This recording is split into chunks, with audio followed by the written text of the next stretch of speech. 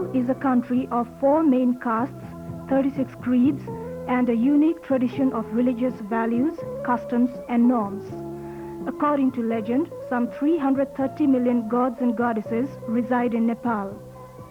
One foreign traveler described the Kathmandu Valley as a region where one can find more temples than homes and more idols than men and women.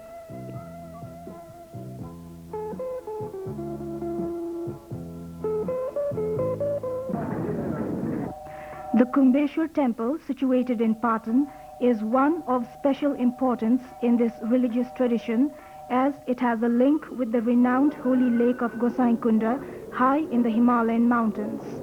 This temple, dedicated to Shiva, one of the most respected of the Hindu gods, also houses the shrines of other deities and is a large center for worship. An annual carnival is held here, drawing huge crowds. Not only then, but every day, people come in large numbers to perform their religious rituals. Long-held beliefs such as the holy water from the lake flows into the temple's tank and that merely by sprinkling it on oneself brings a person nearer to God, and that a true devotion to the temple helps to fulfill any wish are the reasons for this strong Hindu following. But there is a darker side to this temple area, visible to the naked eye, reflecting a darker side of the Hindu tradition.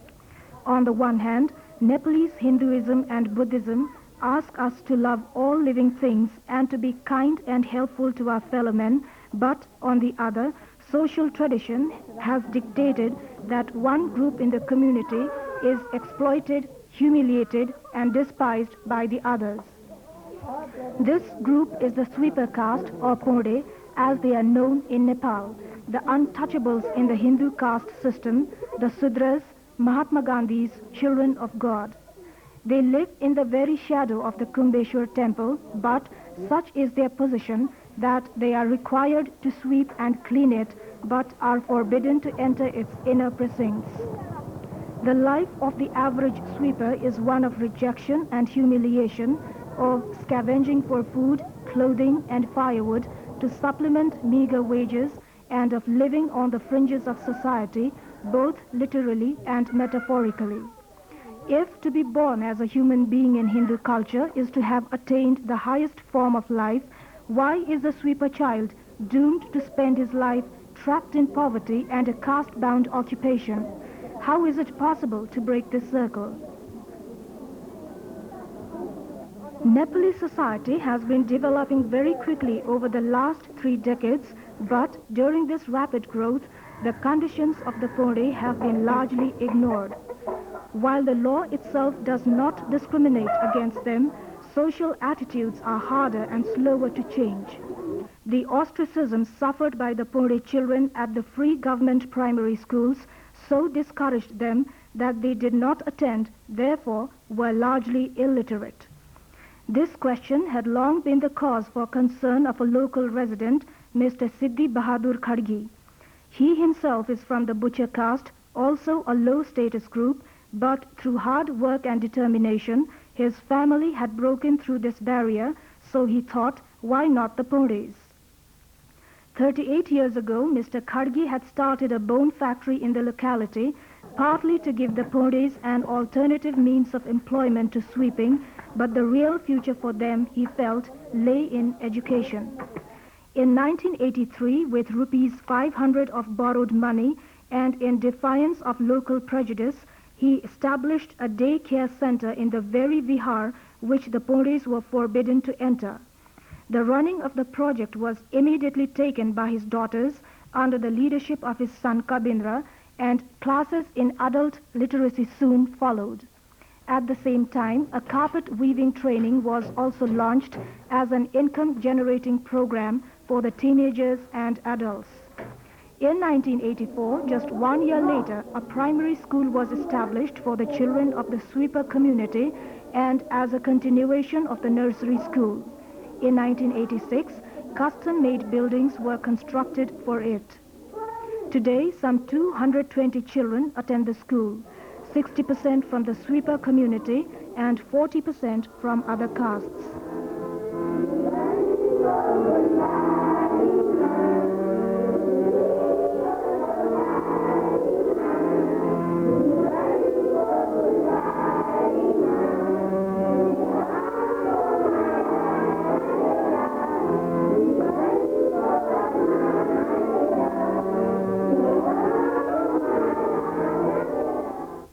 In 1987, the school was registered under His Majesty's government, Ministry of Education and Culture.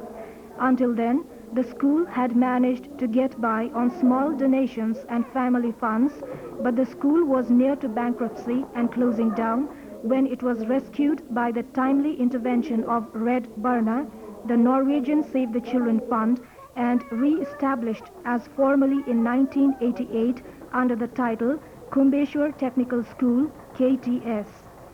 Along with the nursery and primary school, 2-year vocational courses in carpet weaving and carpentry were offered and a short-term knitting course as well. स्कुलको बारेमा त तपाईको सुरुदेखि नै कठिनाई अहिलेसम्म कठिनाई नै चाहिँ छ. In the beginning, we had many problems. Local people were suspicious of our motives and wondered why we were doing this. Other local castes did not want the Podes to be educated and laughed at them for attending literacy classes. They did not want to see the Podes trying to improve their lives. The bureaucratic response was, people in villages are also suffering. Why do you only want to help these Podes?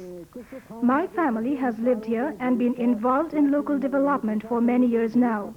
It is only because of this that we were able to obtain permission to build a school and establish this program. The challenge of social reformation is not an easy one in the absence of cooperation, and undoubtedly, Mr. Khadgi had the trust of the community owing to his organic animal bone fertilizer factory and the alternative employment it had offered when times had been particularly hard. 1983 In 1983, at the beginning, we received funds from an organization in America and school uniforms and toys from UNICEF. But during 1985-86, we faced a desperate financial problem and were brought to close down. We wrote around to different donor agencies and were most relieved and grateful when Red Barna, the Norwegian Save the Children Fund, agreed to provide our running costs for 5 years. We have also had donations from charitable organizations and individuals in UK and Japan who have donated money, clothes, toys and books. SCAP UK contributed the money for a community hall and a school playground. Oxfam and Tradecraft UK have helped by buying our products. Thanks to the support from Red Barna, all education in the school is provided free of cost. Due to family circumstances, most children have to discontinue their education after the 6 primary level classes, KG, in classes 1 to 5. However, any child who shows ability and who wishes to further his or her studies is eligible to receive financial support from KTS to attend local private secondary schools. They also have the opportunity to participate in extracurricular activities such as drama, singing, dancing, educational outings, competitions and sports, which help to build their confidence and develop their personalities.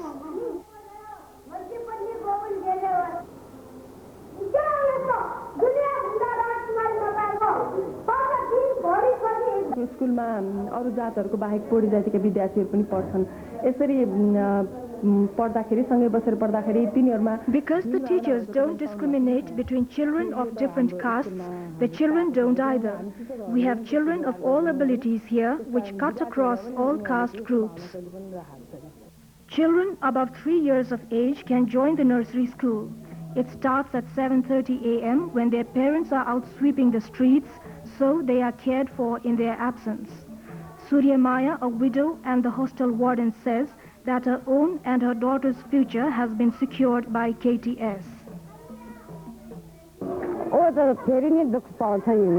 If it wasn't for this school, my daughters and I would have had nowhere to go after my husband died.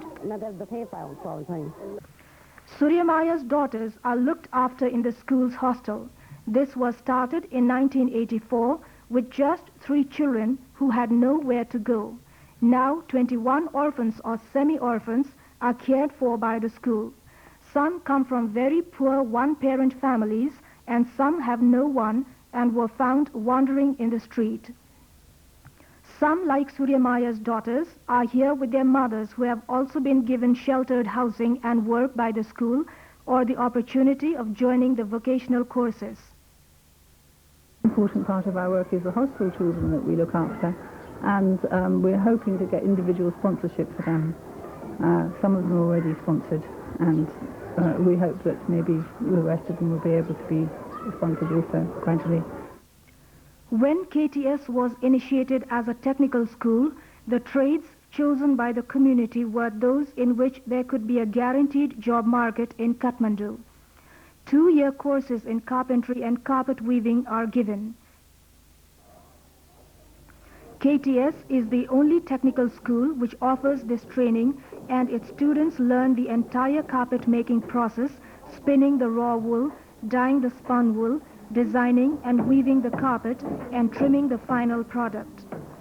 The school's own production unit, which they can join if they wish, produces carpets of pure 100% Tibetan wool, which are sold at home and abroad to help support the trainings. I was a student here for 2 years. I learned spinning, weaving, cutting and dyeing, and then I became the dye instructor. Now I earn enough to look after my family. After I finish my training here, I would like to start my own carpet factory. The other main training is in carpentry. The 2-year course was started in 1988 and has been producing a regular flow of skilled and capable students who are now mostly employed in the trade.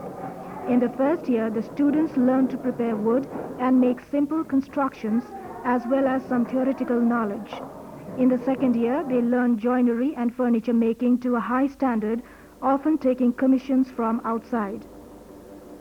The students each have a set of tools provided for their training and are given their own set on completion of the course. It is worth mentioning that all the furniture in use throughout the school has been made by the carpentry students. All trade students must complete a 6-month on-the-job apprenticeship with an outside organization before graduating. After my training here, I would like to start my own workshop. A short-term knitting program launched in 1986 by VSO volunteer Phoebe Ravenhall has now been established as a fully skill-oriented and popular training. Despite lack of space and facilities, many sweaters are sent abroad for sale, and the income thus generated can help to meet some of the needs of the school as well as make the program self-supporting. These 3 income-generating programs are improving in their turnover each year. The original role of the production unit was to make the whole school self-supporting. The courses were chosen because carpet weaving is a major industry in Nepal now, and carpentry, with the growing boom in construction industry, we thought they'd always be work in it. The knitting course is short-term. Now, so far, the knitting course has been the only one that has actually become self-supporting. It was started in 1986 by a VSO volunteer, British volunteer called Phoebe Ravenhall, and I picked it up when I came in '89. We've had a lot of support from ATOs, alternative trading organisations like Oxfam and Tradecraft, World Wildlife Fund in Switzerland and Oxfam Canada, who have been very helpful in buying our products. I think one of the reasons why it's been so successful is that it's a flexible program, that women can do it in their homes.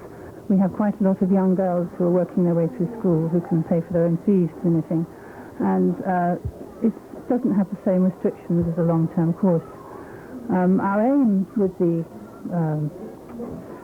carpet weaving training was to make our trainees more empowered. It's a very exploitative industry. Parts of it are very exploitative, not all of it, because it's grown so quickly and manpower here is cheap. We thought that by having the carpet weaving training, then trainees would have more choice in the